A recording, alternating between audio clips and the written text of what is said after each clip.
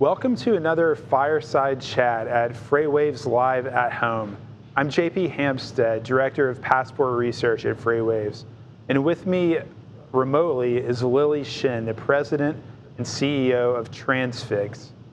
Thanks for joining me, Lily. JP, thanks for having me. Really happy to be chatting today with you and the entire FreightWaves community. Awesome, cool. So you recently became the CEO of Transfix, and you've had a really interesting career from Goldman to eBay and consulting and lots of other companies. Can you tell me a little bit about your journey? I want to get a sense of which experiences are most meaningful to you now in your role as CEO. Absolutely. Yeah, my career has definitely been incredibly diverse, from finance to commerce, a lot of marketplace experience, but also messaging, design, and payments, and also at varying stages. I've helped build companies from the ground up and have actually, helped scale companies as well. But one thread has actually tied them all together, and that's really building trusted platforms that creates new opportunities for both consumers and businesses. And, it's been an incredible journey. And, I would say for me, there are a few experiences that I'd like to highlight here that's brought me to Transfix. And, one is eBay, another is Wealthfront, another is IDEO, and that's actually where I started to get really interested and passionate about mobility overall. And during my time at eBay, actually, I'll start there. I was responsible for helping to build one of the world's largest online commerce marketplaces, and helped build a company that ultimately had over 133 million listings globally. And for me, I think what was really unique about that experience was the importance of community and trust in building that business. At Wealthfront, it was at Wealthfront very early on, and what I really believed in was the mission and vision of the company, which was democratizing investing for the masses. Really giving everyone the same opportunity with the best opportunities to invest their own dollars. And my role there was really building out the platform, the product, and really the go-to-market.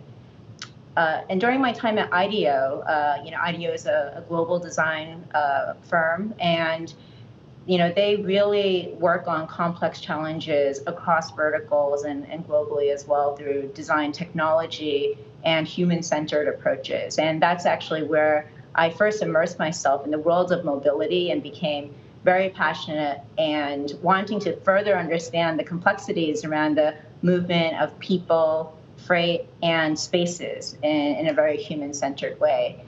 I've actually met Drew and Jonathan, the founders of Transfix, back in 2014, and I was really struck by, the challenge that they were, taking on headfirst, and the complexity of the industry and the space. And I was just highly impressed with the team and just had a true, profound, deep respect for everyone in the organization and how much passion they had to solving for the complexities and challenges of the industry. I've been with the company now 2 years. I started at the company as COO and last year became president, and have been working incredibly closely with Drew and Jonathan, and as you mentioned, just became CEO in the last month. Now, my next question is, kind of simple, but on the other hand, it's a profound question. Transfix, like you said, was founded in 2014 at a time when freight, and especially freight brokerage, was becoming more and more digitized. We see incumbents investing large amounts of capital to change their operations and the way they use data. And we also see new entrants, although maybe Transfix is sort of, one of the most well-established new entrants. But what makes Transfix different from other freight brokerages, and what makes it different from other digital freight brokerages? We are a digital freight marketplace, and we started the company to really improve the ways in which freight could be moved and to really deepen the partnership between shippers and carriers. And we do that through our technology, but also through our deep industry experience. With Transfix, it's actually from the very first day, it was the connection of deep industry experts and logisticians married with the best-in-class technology. And, that has been true every step along the way. And, this is obviously an industry where it's incredibly operational. There's a lot of nuance. Devil is in the details. And we really take pride in our ability to, understand like all the exceptions, all that needs to take place, and really be able to automate every step along the process. With that, what's equally important to us is having a very strong and deep partnership with our shippers to truly understand what their biggest challenges are, and the same thing on the carrier side. And we deepen those relationships not only through the technology, but through our people as well. Cool. No, that's really fascinating. I want to kind of go back to your role as the CEO of Transfix.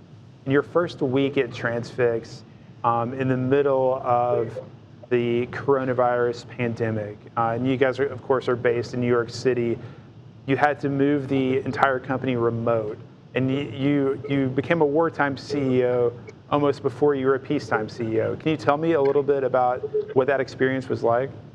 Yeah, absolutely. I mean, it's certainly been quite the ride. But first, I'm incredibly grateful that all employees are very safe and healthy. I had to make the decision right before New York City declared a state of emergency.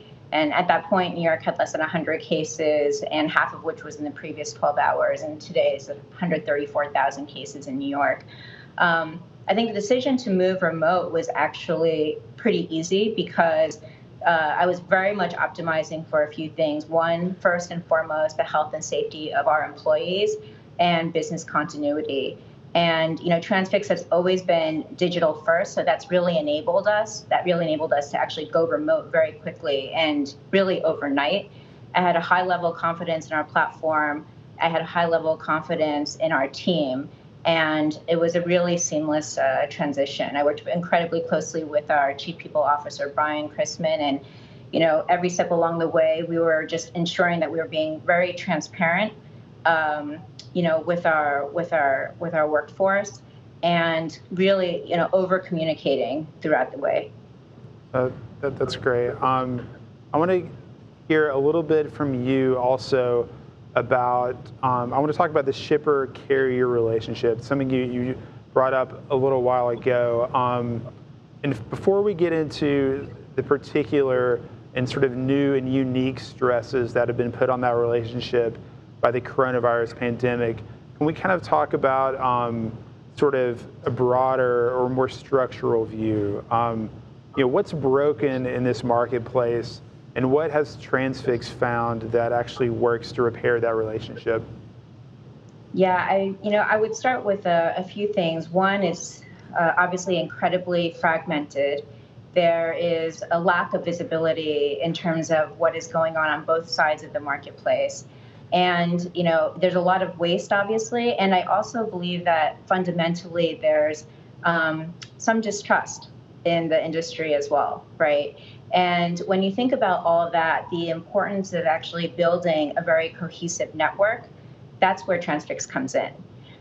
We really look at the entire network of both our carriers and shipper side to really drive optimization, but we also leverage our technology to drive the visibility and transparency and, proactivity and communication. We want to be able to anticipate everything that's going on to ensure that shippers actually have a high level of confidence and reliability in our platform that really represents our entire carrier network. No, that's important. I love what you said about trust. That's a huge thing that actually I think is just as essential to lubricating transactions and commercial relationships as something like technology. A lot of people kind of think that when they hear words like automation or digitization, they think that the human element or the relationship is sort of removed from the story, but that's not really the case. Can you talk a little bit about sort of how you use relationships to make technology work, how technology makes relationships work better? Yeah, I mean, I believe that we build our technology to ultimately build trust. Trust has to lie with the shippers and the carriers, between the shippers and carriers, and with Transfix as well. And technology really enables that because it provides a level of sophistication. If you think about what ultimately, what will ultimately drive the success of a platform with trust, it's reliability and consistency. And you have to be able to provide that to both sides of the marketplace. And technology enables that in a number of different ways, right? It's the data and data platform, which enables us to actually make smarter decisions on behalf of shippers and carriers. It's a communication platform so that we can proactively communicate and be transparent about where things are at every given step along the way. And it allows us to be smarter, but also provide a much more simpler experience. It's a very complex space, a very complex industry. And I think that everything that we can do to bring simplicity to technology and make it easier for people is critical. And that's also then the only way that we'll start driving more sustainable solutions.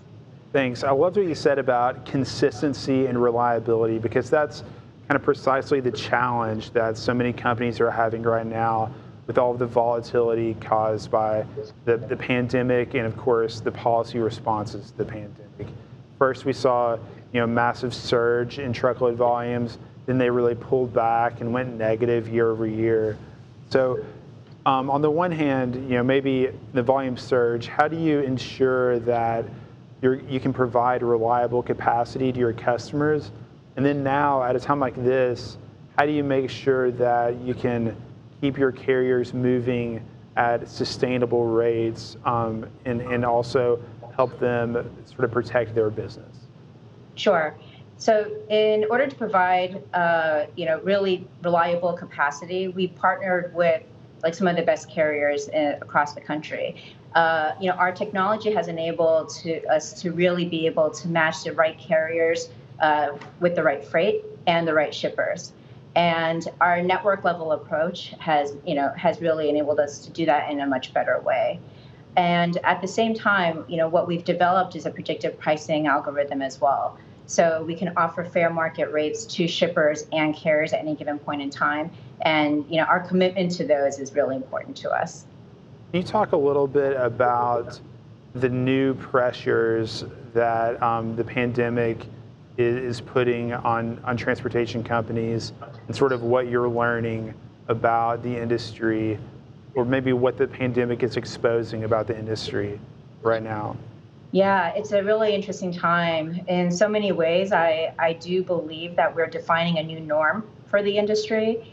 And what's been really interesting to me, us, like all of us in the industry, understand the criticality of supply chain.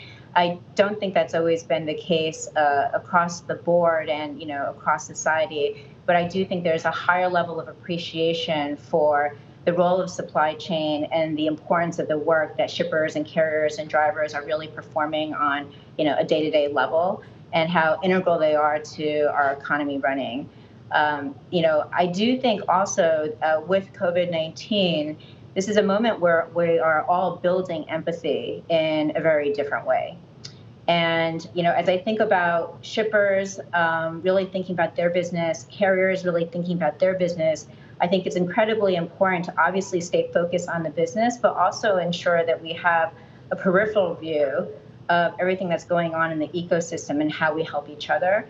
This is a time where, it's so important for us to actually come together more so than ever.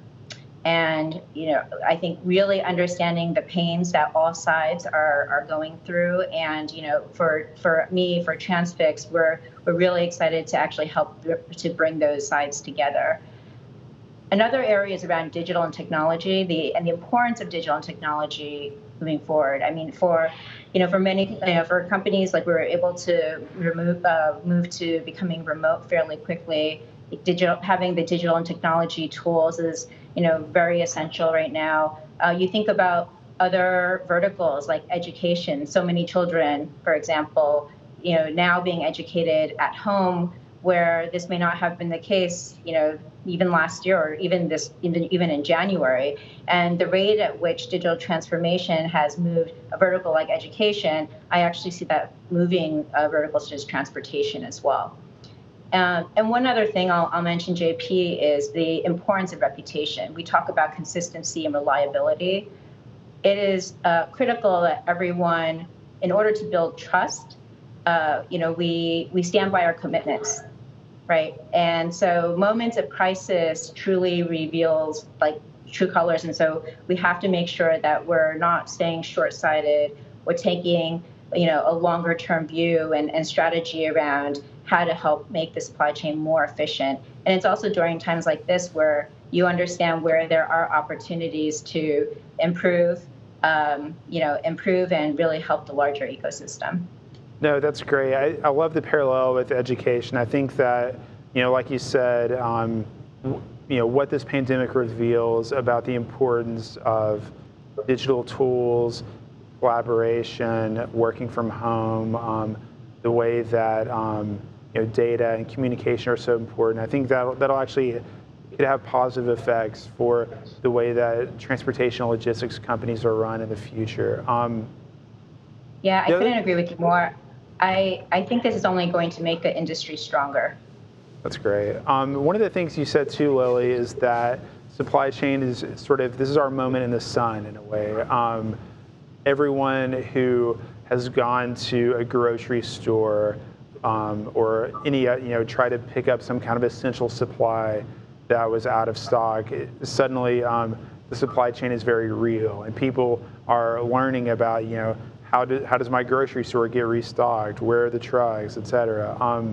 And I wondered, just to take a slightly different tack on the idea that supply chain is now in focus or, at the top of mind, what is the reaction from Silicon Valley been toward logistics or freight tech companies? We heard kind of things about a change of approach and a change of risk tolerance after WeWork and sort of towards the end of 2019, and then of course investment becomes very murky in any kind of unprecedented situation like the one we're facing with the pandemic. But I just wondered, with all of your contacts in the Valley and at Transfix, I wondered what you could teach us about what venture capital investors are thinking about logistics in this moment. Yeah, so at the moment, I would say that venture funding has slowed down and may continue to accelerate over the next few quarters. I was looking at a recent survey, and many believe that we are entering a recession. It may last longer than what people are currently predicting. But at the same time, what's really interesting about venture right now is that there is a lot more dry powder and capital left to invest versus the previous couple of recessions, like in 2008 and 2001. So there is capital. For me, what's really interesting about logistics and transportation, and really exciting for entrepreneurs in this space, is that there is, I believe, increasing interest, right, in understanding and looking into this space, because we're solving true, real problems. And, it's a huge space. There are a lot of opportunities.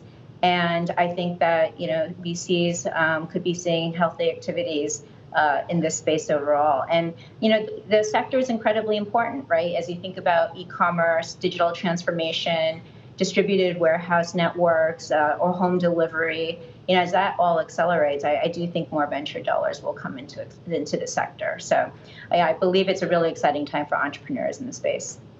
Yeah, I kind of tend to agree with you that, on the one hand,